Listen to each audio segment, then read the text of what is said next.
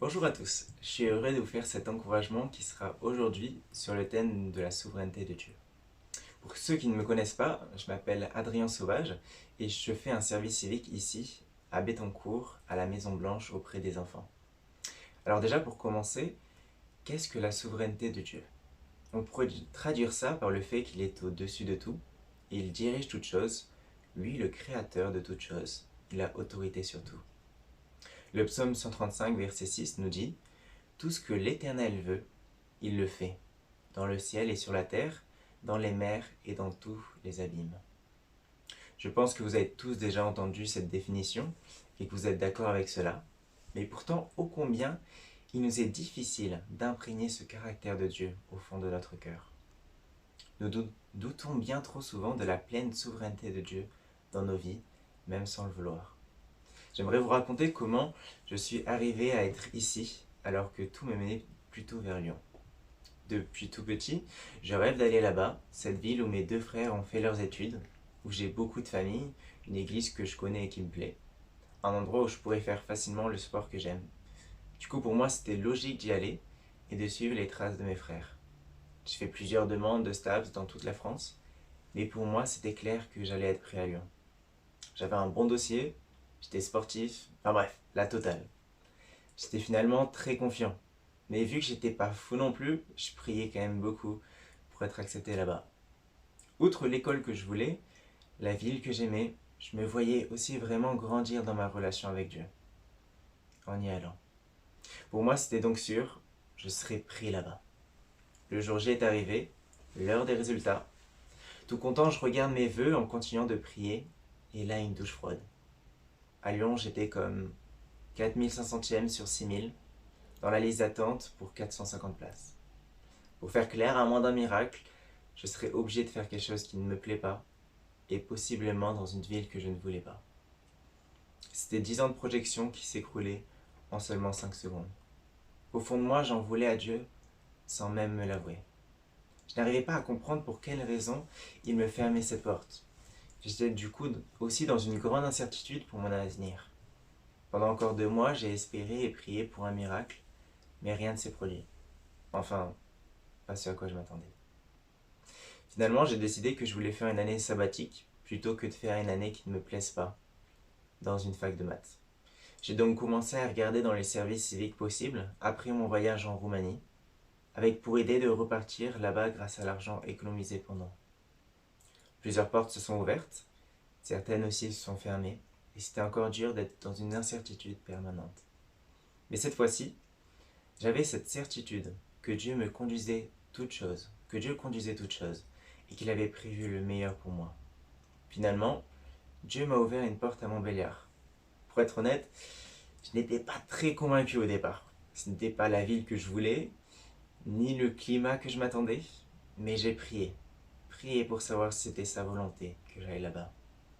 J'ai décidé de foncer, mais avec cette fois-ci, cette acceptation que Dieu pouvait encore changer mes plans et fermer cette porte parce qu'il en ouvrirait une autre.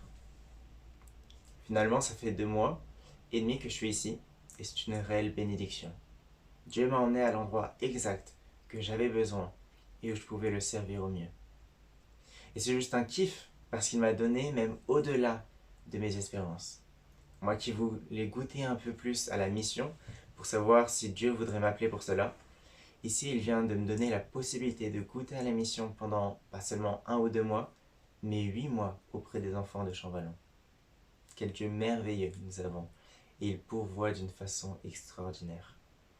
C'est un peu comme si Dieu me disait: tu sais Adrien, j'ai entendu ce que tu voulais, toutes tes prières que tu as fait, mais en fait, depuis le début, tu ne devais pas douter. J'avais prévu quelque chose pour toi d'encore meilleur, parce que je t'aime, et ça ne l'oublie pas. Les doutes que nous pouvons avoir face à la pleine souveraineté de Dieu sont des tentations de l'ennemi, qui veut nous éloigner de Dieu, et cela peut être dangereux car il nous fait douter de la vérité de qui est Dieu, douter de sa bienveillance envers nous, de sa toute-puissance, de son action dans le monde, etc.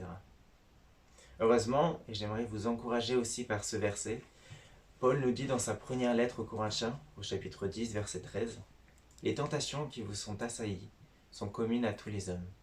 D'ailleurs, Dieu est fidèle et il ne permettra pas que vous soyez tentés au-delà de vos forces. Au moment de la tentation, il préparera le moyen d'en sortir pour que vous puissiez y résister.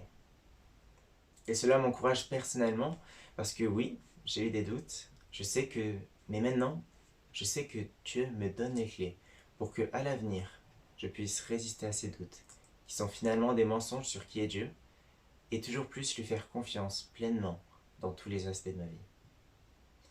Dans cette histoire, j'ai réagi de deux manières différentes.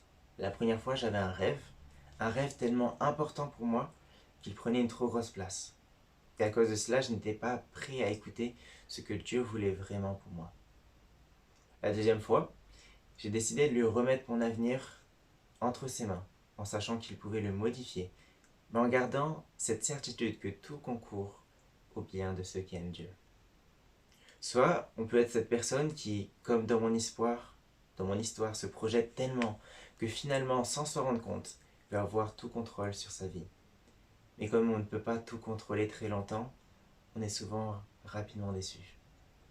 Soit on peut décider de se projeter dans l'avenir, mais cette fois-ci en acceptant que Dieu puisse changer tous les plans du tout au tout, dans quelque chose qui ne nous plaît pas à l'instant T, mais en ayant cette assurance qu'il le fait pour notre bien. Un deuxième encouragement que je voudrais vous donner, ce serait de se réjouir de la souveraineté de Dieu. 1 Chronique 29:11 nous dit « À toi, Éternel, appartient la grandeur, la puissance et la magnificence, et la gloire et la majesté. Car tout ce qui est dans le ciel et sur la terre est à toi, Éternel. C'est à toi qu'appartient le règne. Tu es le souverain au-dessus de tout être. » Oui, tu es souverain et nous pouvons l'adorer pour cela. Je vous souhaite une bonne semaine. Soyez bénis.